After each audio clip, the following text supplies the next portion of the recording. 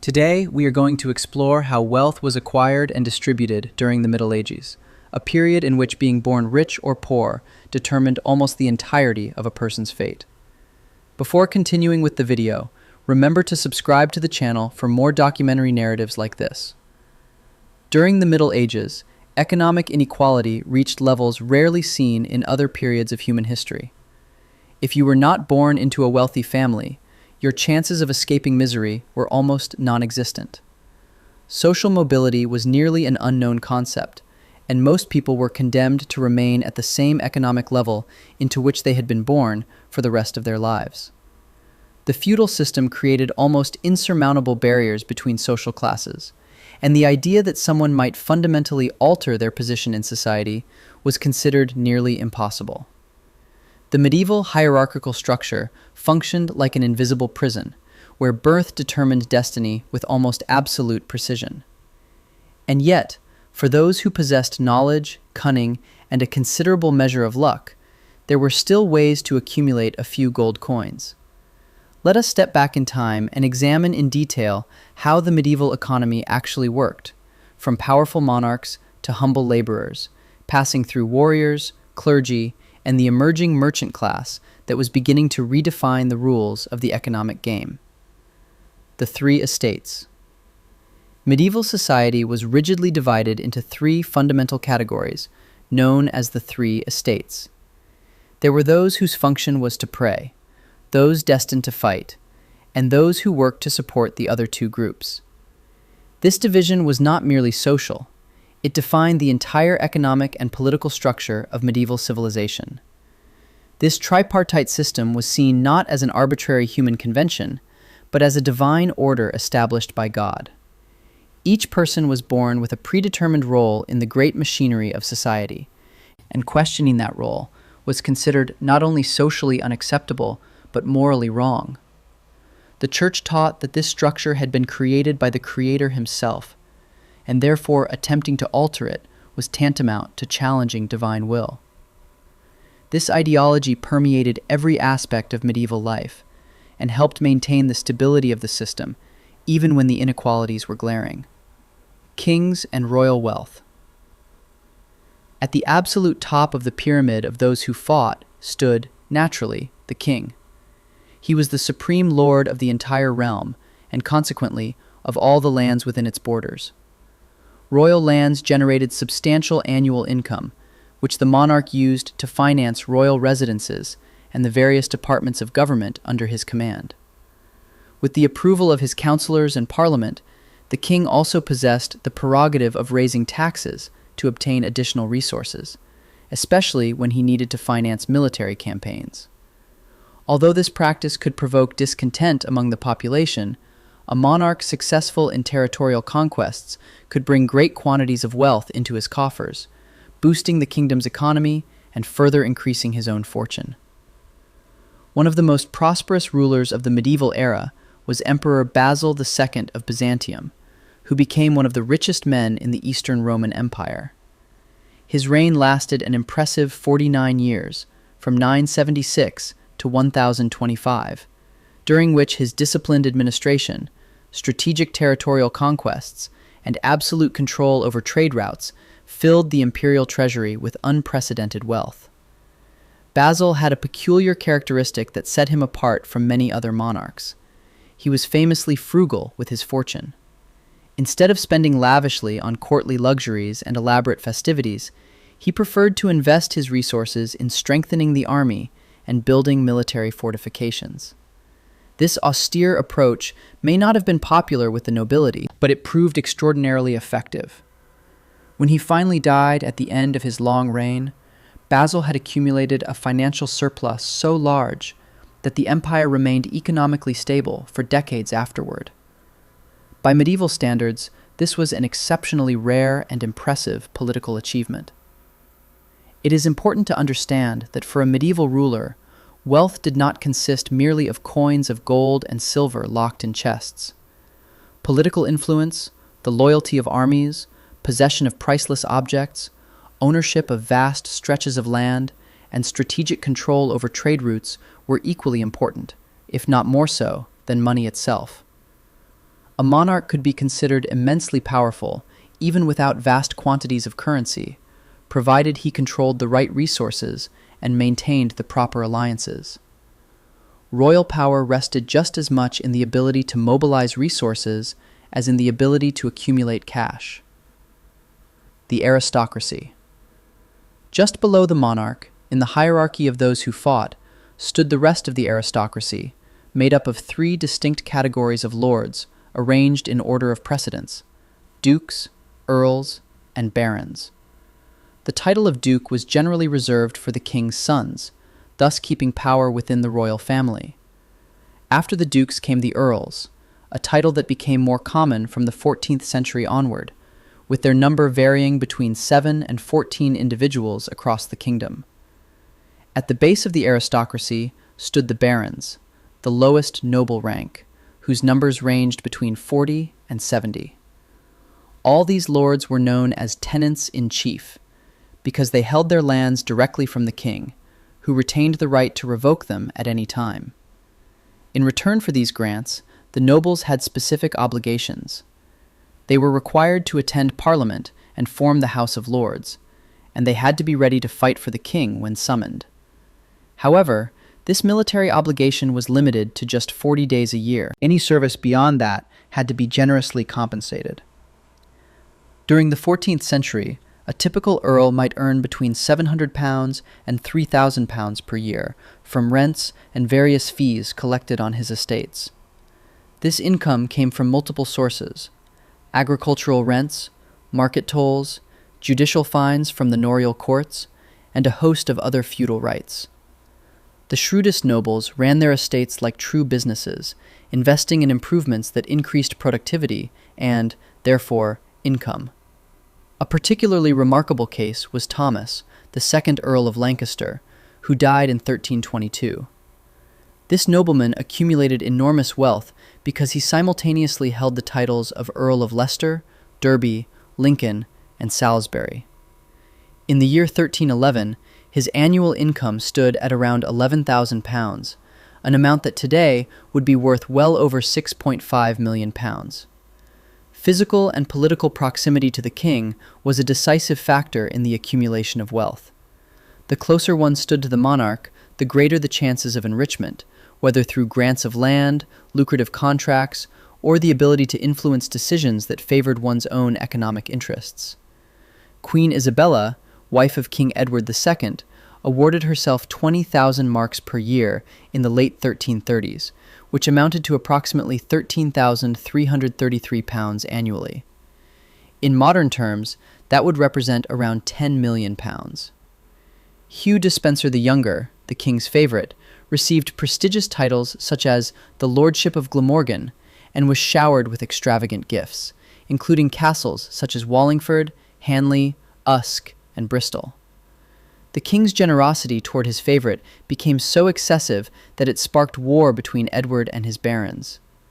During the conflict, the monarch confiscated baronial titles and estates, increasing both his own fortune and that of the Despencer family. By 1326, the English royal treasury contained the staggering sum of £62,000, equivalent to roughly £46.5 million today. Knights and ransom. Descending another step in the hierarchy of those who fought, we find the knights. In the 14th century, there were approximately 1,200 knights across England. These warriors had tenants on their smaller estates and enjoyed annual incomes of around £40. This may not sound like a fortune compared to the aristocracy, but it was a substantial amount when one considers that a skilled worker earned less than 3 shillings per week. The life of a knight represented an interesting balance between social prestige and the constant need to supplement income through creative means. If one could not persuade the king to wage a war in one's favor, there was always the option of ensuring one stood on the winning side of a battle. This could bring considerable profit through the ransom of captured prisoners. The ransom system was a well-established and respected practice of medieval warfare, transforming the battlefield into a potential source of enrichment for those skilled enough to seize valuable captives. When King John II of France was captured at the Battle of Poitiers in 1356, his ransom reached the astonishing sum of 3 million crowns, or approximately £660,000, which went directly into the English treasury. Even an ordinary French soldier could be worth a substantial amount. A knight might receive around 60 crowns, approximately £13, through a private arrangement with the captive's family. It was an extremely attractive reward, especially if one managed to take more than one prisoner in a battle. This system turned war not only into a feudal duty, but also into a potential avenue for rapid enrichment. The church and the wealth of those who prayed. If the life of combat did not appeal to you, there was always the possibility of joining the church and becoming one of those who prayed. There was definitely money to be made along the religious path. The medieval church was not only a spiritual institution, but also a formidable economic power, rivaling monarchs themselves in wealth and influence. In 14th century England, hundreds of priests and chaplains were scattered throughout the country, forming a complex network of spiritual and temporal authority.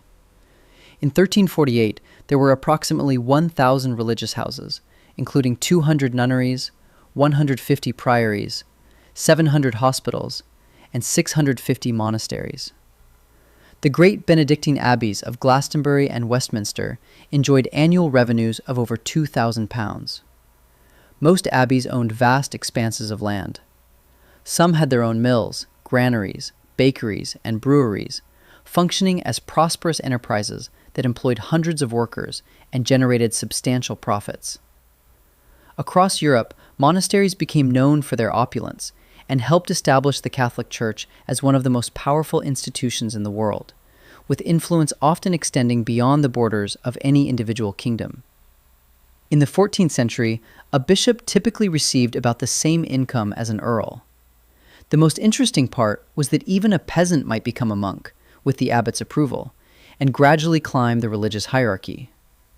Ordinary people could rise as far as abbot or abbess, although the highest offices of the church were generally filled by members of the nobility, thus keeping control of the wealthiest and most influential institutions in elite hands. There were still opportunities within the ecclesiastical structure, even for those of humble birth, provided they possessed sufficient ambition. Positions such as cardinal or archbishop were, at least in theory, within reach of the determined. John Stafford, though illegitimate, became Archbishop of Canterbury in 1443. Thomas Wolsey was appointed Archbishop of York in 1514, and only a year later was made cardinal by Pope Leo X, granting him precedence over the entire English clergy. This, despite the fact that he was widely known as the son of a butcher. When Wolsey became Lord Chancellor under King Henry VIII, he had accumulated enough wealth to spend 200,000 crowns, the equivalent of roughly £25 million today, on the renovation of Hampton Court Palace. Not bad for a butcher's son. It is clear that those who prayed could earn as much as those who fought, and sometimes far more. Those who worked. We now arrive at those who worked, and it does not sound particularly promising, especially when we discover that social mobility in the Middle Ages was nearly non-existent. People tended to remain trapped at the socioeconomic level into which they were born. If your father was a peasant, it was extremely likely that you too would become a peasant farmer, working the land all your life and remaining poor. However, if you possessed skills in some craft and managed to sell your products, you might earn a respectable sum of money, perhaps enough to buy a little more land.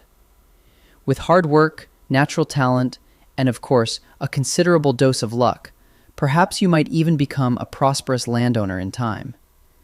Perhaps if you moved to the nearest major town or city, you could find better paid work. Becoming a domestic servant had its advantages, and depending on whom you served, the wages could be quite satisfactory. It was in the cities, especially during the 12th and 13th centuries, that we begin to see the rise of the merchant class. No longer tied entirely to the land, urban centers across Europe expanded, transforming into bustling hubs of trade and commerce. The acquisition of municipal self-government allowed places like Bruges, Paris, Hamburg, Venice, and Girona to achieve greater economic independence and greater social mobility. More and more peasants migrated from villages to become the labor force needed for merchants to expand their businesses. Goods arriving from Africa, Portugal, the Italian city-states, and other Mediterranean ports included everything from luxury textiles such as silk to perfumes, spices, and precious jewels. Naturally, exports were profitable as well. Each time goods changed hands, their value increased, and with the right timing and a bit of strategic networking, one could make a great deal of money very quickly.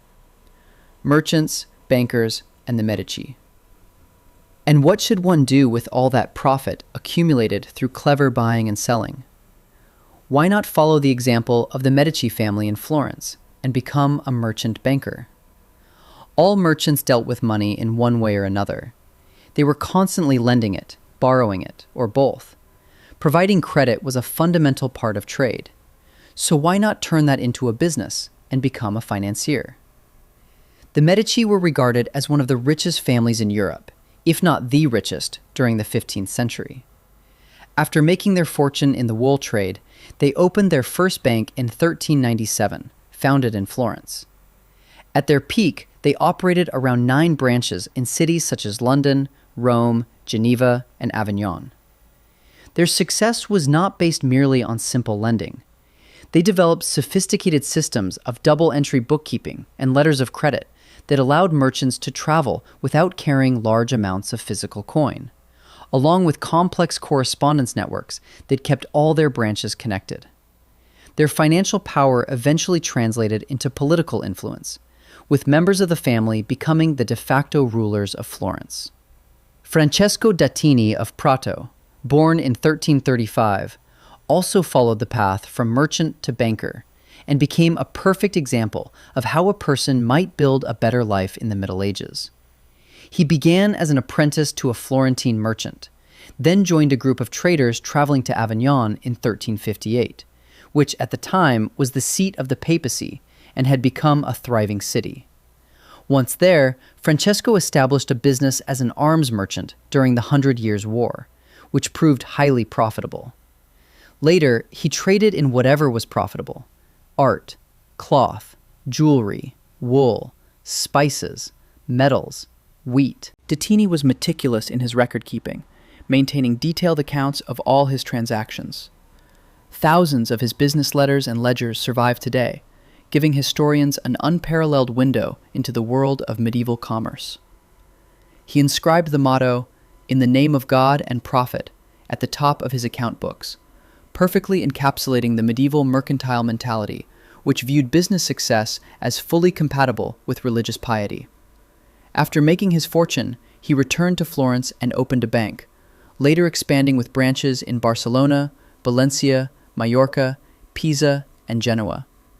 At the height of his operations, d'Attini employed hundreds of people, and his trade networks stretched from England to North Africa. A warning: the Templars. But pay attention, dear listener.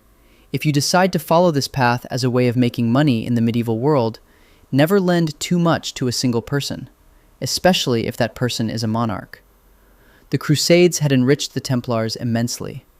Every new recruit was required to surrender his possessions upon entering the order, and as a favored charitable institution, they quickly grew in wealth and influence. The Knights Templar had begun as a military religious order meant to protect pilgrims in the Holy Land, but they rapidly transformed into a financial powerhouse. They developed one of the earliest international banking networks in Europe, with Templar houses scattered across the continent functioning as banking branches. During the reign of King Philip II, the order was so trusted that it managed the French royal treasury.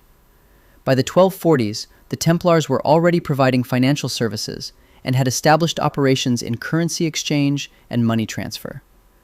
However, the debts owed to them by various monarchs were considerable, and when they refused to allow the future King Philip IV to become a Templar member, the order's fate was sealed. Eager to rid himself of his debts and seize the Templars' wealth, Philip, assisted by Pope Clement V, had dozens of French Templars arrested, tortured, and executed under charges of heresy. On the morning of Friday, October 13th, 1307, royal officials arrested Templars throughout France simultaneously. Under torture, many confessed to bizarre and improbable crimes. The Grand Master of the Order, Jacques de Molay, was burned at the stake in 1314. The destruction of the Templars served as a grim warning to other creditors. Lending too much to the powerful could be fatal, no matter how sacred your institution. Mansa Musa. And if all else failed, why not do what Mansa Musa did and find some gold mines of your own? Mansa Musa was the ruler of the Mali Empire in the 14th century. His wealth came primarily from the empire's taxation of salt trade in the northern regions, and from gold extraction and mining in the south. Over time, he accumulated an immense fortune, and his empire stretched across Senegal, Guinea, Mauritania, and Gambia.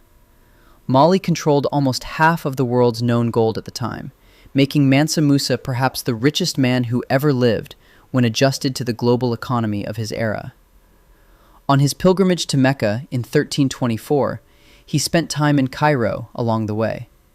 His caravan was spectacular: 60,000 men, including 12,000 slaves dressed in Persian silk brocade, 500 slaves carrying golden staffs, and 80 camels bearing between 50 and 300 pounds of gold dust each.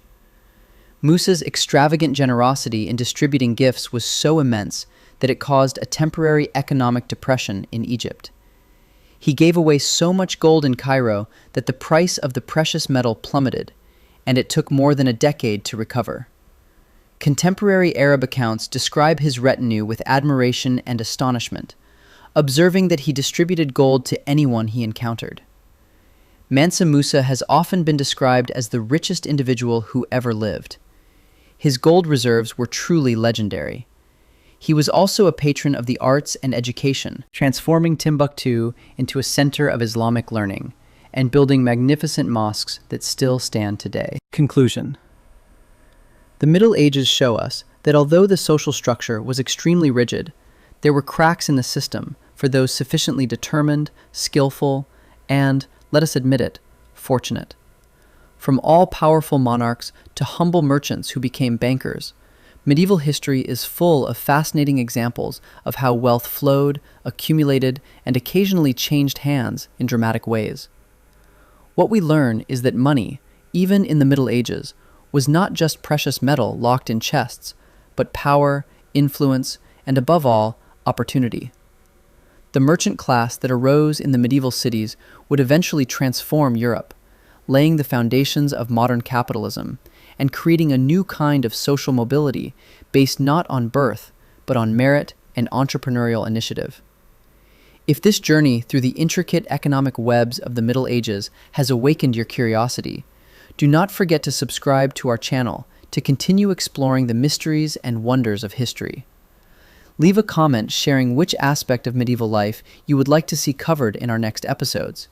And do not forget to like this video so that we can continue bringing historical narratives that illuminate our past and help us better understand our present. Until the next expedition.